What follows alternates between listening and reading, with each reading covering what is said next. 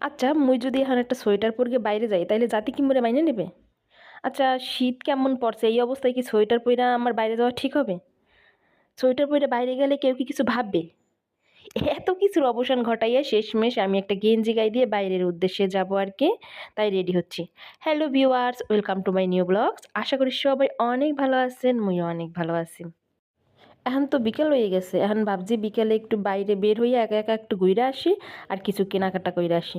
সেই উপলক্ষে এখন রেডি হচ্ছি আর কি, রেডি হওয়ার পরে বাইরে চলে যাব।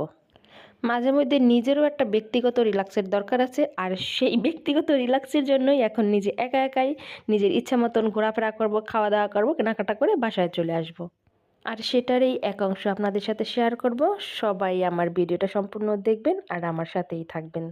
মুই তো কথা কইতে কইতে একদম রেডি হয়ে গেছি, আর জানলা দিতে যাইয়ে দেখি যে সবার ছাদেই প্রায় শীতের জামা কাপড় ধুয়ে লাগিয়ে দিছে।